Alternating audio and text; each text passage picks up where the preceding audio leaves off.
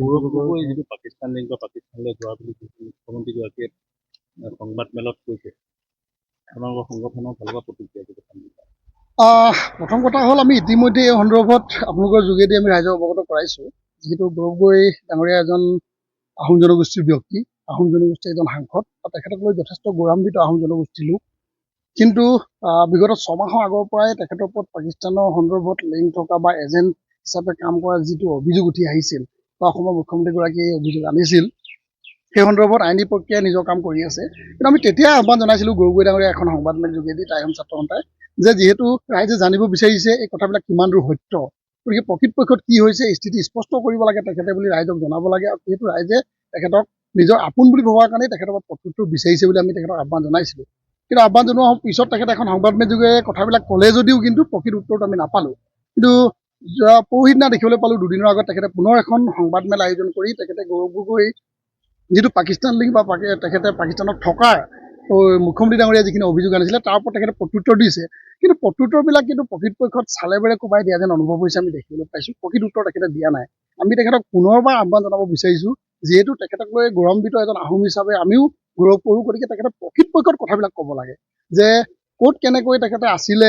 10 দিনৰ কথা কোৱা হৈছে যে 10 দিন পাকিস্তানত আছিলে, তেখেতৰ সহধৰ্মিনীয়ে পাকিস্তানৰ পৰা দৰমহা লোৱাৰ কথা কৈছে। ক'ত কি হৈছে আইনী প্ৰক্ৰিয়া আইনৰ কাম হৈ থাকিব, কিন্তু তেখেতে প্ৰকৃতপক্ষত ৰাইজক এই কথাখিনি নিজৰ মুখেদি জনাই দিয়াৰ প্ৰয়োজন আছে। আৰু আমি ভাবোঁ যে ইয়াত জনাবলগীয়া জটিলতা কিবা আছে বুলি আমি ভবা নাই, কাৰণ তেখেতে সত্যত যদি আছে তেন্তে প্ৰকৃত কথাখিনি জনাই দিব লাগে। আৰু এনেদৰে যদি তেখেতে কথাবিলাক কৈ থাকে, চালে বেৰে কোবাই যদি কৈ থাকে, উত্তৰবিলাক যদি নিদিয়ে, ৰাজনীতি যদি তেখেতে কৰি থাকিব বিচাৰিছে, তেন্তে আমি ভাবিবলৈ বাধ্য হ'ম যে তেখেতে জনাব বিচৰা নাই। তেখেতে এনেকুৱা এটা পৰিৱেশ দেখুৱাইছে যেন তেখেতে পাকিস্তানৰ পৰা কথাবিলাক লুকুৱাব বিচাৰিছে, দোষী নেকি তেখেতে। এই কথাবিলাক কিন্তু ৰাইজে ভাবিবলৈ বাধ্য হৈছে। গতিকে সকলো ৰাইজে তেখেতক নিগেটিভ বুলি ভবাৰ আগতেই তেখেত যে দোষী বুলি সম্পূৰ্ণৰূপে ভাবি পোৱাৰ আগতে কথাবিলাক স্পষ্টভাৱে জনাবৰ কাৰণে আহ্বান জনাইছোঁ। আৰু দেশৰ নিৰাপত্তাৰ বিষয়ৰ লগত জড়িত বিষয়, গতিকে এই বিষয়বস্তুবিলাক সকলো সৰব হৈ আছে, সকলোৱে জনাটো অধিকাৰ আছে আৰু তেখেতক কোৱাৰ কিন্তু এটা প্ৰয়োজন আছে বুলি ভাবোঁ। আৰু স্পষ্টভাৱে কওঁ যে এনেদৰে যদি তেখেতে ফালৰি কাটি গৈ থাকে, এদিন ৰাইজে এনেকৈ ভাবিবলৈ বাধ্য হ'ব যে তেখেতে পাকিস্তানত কাইলৈ তাৰিখত চিটিজেনশ্বিপ ল'বলৈ গৈ আছে নেকি, তেখেতে কথাবিলাক লুকুৱাই ৰাখিছে নেকি, এনেকুৱা ধৰণৰ কথাবিলাক যে চিন্তা চৰ্চা নকৰিব মানুহে তাৰ মানে নাই। আৰু দ্বিতীয় কথাটো হৈছে, যিহেতু যিখন পাকিস্তানৰ বিৰুদ্ধে চিৰবৈৰী দেশ পাকিস্তানৰ বিৰুদ্ধে যিগৰাকী জিন্তু গগৈয়ে যুদ্ধ কৰি শ্বহীদ হৈছে, আজি আপোনালোক তাত আহি উপস্থিত হৈছে সেই পিতৃমাতৃৰ লগত কথা পাতিছে, আৰু সেইখন পাকিস্তানলৈ যোৱাৰ কথাই ওলাইছে এতিয়া গৌৰৱ গগৈৰ বিৰুদ্ধে। তাৰ পাছতো কিন্তু আপোনাৰ যিহেতু নিৰ্বাচনো পাইছেহি, কেনেধৰণৰ ভূমিকা হ'ব আটাইতকৈ আপোনাৰ ভূমিকা কেনেকুৱা হ'ব বা কি হ'ব আহোম জনগোষ্ঠীৰ ভূমিকা? চাওক, আজি আমি ভাৰতৰ শ্বহীদ, অসমৰ গৌৰৱ কেপ্টেইন জিন্তু গগৈ ঘৰত আহি আমি উপস্থিত হৈছোঁহি। তেখেতৰ মাতৃক যোৱা 26 ফেব্ৰুৱাৰী 2025 তাৰিখে টাইহোম ছাত্ৰ সন্থাৰ প্ৰথম জাতীয় শ্বহীদ ডিম্বেশ্বৰ গগৈৰ মাতৃ পুণ্যকান্তী গগৈ ডাঙৰীয়া স্বৰ্গগামী হৈছিল।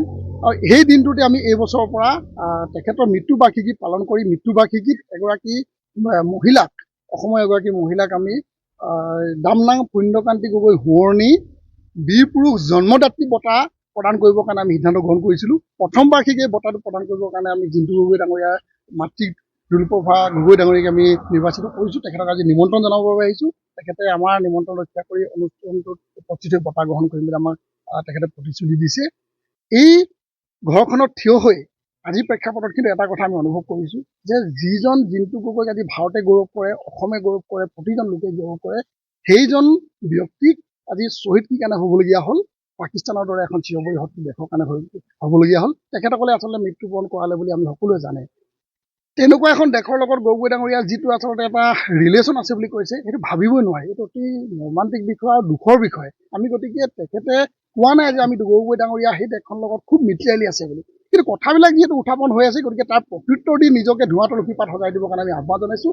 নহ'লে কাইলৈ দেশত এনেকুৱাকৈ ভাবিবলৈ বাধ্য হ'ব যে তেখেতে যেন চিটিজেনশ্বিপে কাইলৈ দেশত ল'বলৈ গৈ আছে নেকি। যে ইমান তেখেতৰ পাকিস্তানৰ বিৰুদ্ধে কোৱা আমি এটা আজিলৈকে দেখা নাই, এটা মতামত দেখা নাই যে তেখেতে এই পাকিস্তানৰ আৰ্মিৰ লগত তেখেতৰ হলিগলি এটা কথা আহি পৰিছে।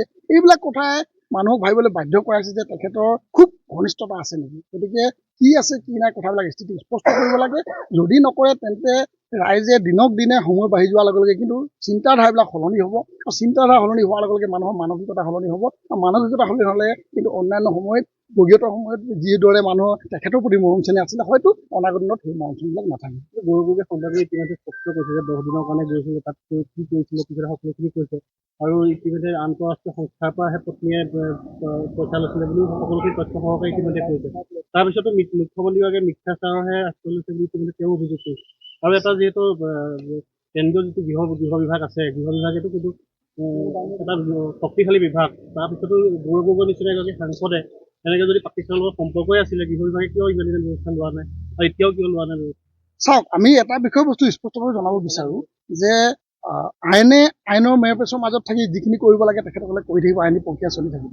কিন্তু আমি গৌৰৱ গগৈ বিষয়টোত আমি ৰাজনীতিকৰণ নিবিচাৰি এই বিষয়বস্তুত আমি তেখেতক যিহেতু আমি লৈ গৌৰৱ কৰোঁ যে গৌৰৱ গগৈ এজন আহোম জনগোষ্ঠীৰ ব্যক্তি, বলিষ্ঠ সাংসদ, গতিকে তেখেতৰ লগত পাকিস্তানৰ যি লিংক আহিছে বুলি উঠাব আজি মুখ্যমন্ত্ৰী ডাঙৰীয়াই কৰক লাগে বা অসমৰ অন্যান্য এজন ব্যক্তিয়ে কৰক বা যিকোনো সংস্থাই নকৰক কিয়, এই কথাবিলাক তেখেতে যিদৰে প্ৰত্যুত্তৰ দিব লাগিছিল, মুখ্যমন্ত্ৰী ডাঙৰীয়া যিখিনি কথা কৈছে সেই কথাখিনি প্ৰত্যুত্তৰ পুংখানুপুংখকৈ দিব লাগে। কাৰণ নিৰ্দোষী মানুহ এজনে কথা ক'বৰ কাৰণে কেতিয়াও ভয় নকৰে, মুখামুখিকৈ কথাখিনি পোনপটীয়াকৈ উত্তৰ দিয়াটো আমি কামনা কৰিছোঁ, ৰাইজেও তাকে কামনা কৰিছে। আমি সেইটোহে আহ্বান জনাইছোঁ। আমি ক'বলৈ যোৱা নাই যে তেখেতে দোষী আছে, তেখেত নিৰ্দোষী আছে, আমি ক'বলৈ যোৱা নাই। কৈছোঁ যে যিখিনি অভিযোগ উত্থাপন হৈছে এই অভিযোগখিনি কিন্তু পুংখানুপুংখভাৱে তেখেতে একেবাৰে নস্যাৎ কৰাটো আমি বিচাৰিছোঁ আৰু ৰাইজে তাকে কামনা কৰিছে। ৰাইজৰ আশা পূৰণ কৰাটো তেখেতৰ দায়িত্ব।